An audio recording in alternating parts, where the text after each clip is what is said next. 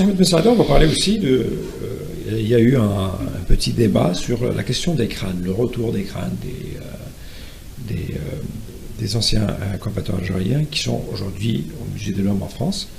Et beaucoup de gens ne comprennent pas cette question-là, des crânes, parce que il y a beaucoup de jeunes Algériens aujourd'hui qui n'ont pas été initiés à cette question-là, qui ne connaissent pas réellement de quoi il s'agit. Est-ce que vous pouvez nous expliquer un peu de quoi il s'agit au juste? Alors, les crânes qui ont été retrouvés dans le Musée de l'Homme sont des crânes de combattants, de valeureux combattants,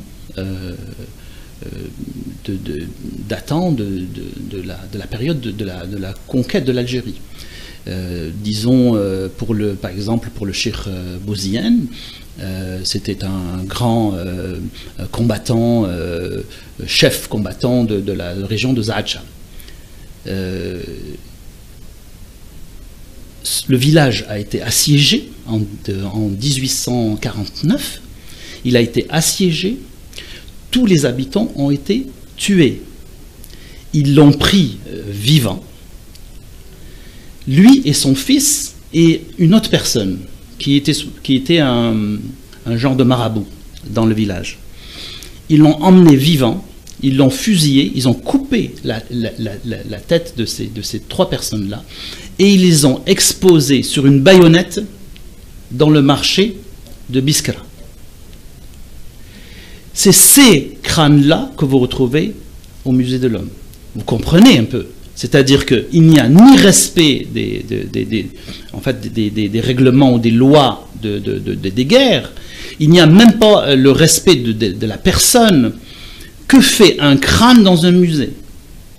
Que fait un crâne humain dans un musée? Pourquoi le transporter de Biskra? Exactement. Pourquoi il y a pas que ce que apparemment il y a 37 crânes appartenant à des anciens combattants algériens donc de cette période-là du 19e siècle.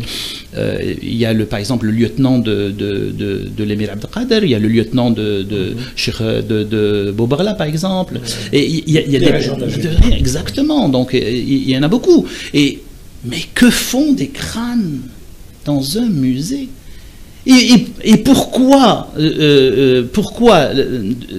des voix doivent s'élever pour avoir ces crânes-là? Et on doit supplier pour avoir des crânes qu'on devrait enterrer dans les cimetières de nos martyrs. Ce sont des martyrs de notre révolution. Ce sont des gens qui ont combattu. Je vais vous lire un petit texte sur cette bataille des Zaatcha.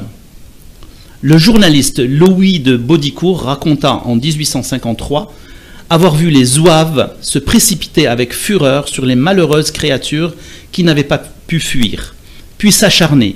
Ici un soldat amputé en plaisantant le sein d'une pauvre femme qui demandait comme une grâce d'être achevée et expirait quelques instants après dans les souffrances. Là un autre soldat prenait par les jambes un petit enfant et lui brisait la cervelle contre une muraille. Ailleurs, c'était d'autres scènes qu'un être dégradé peut seul comprendre et qu'une bouche honnête ne peut raconter.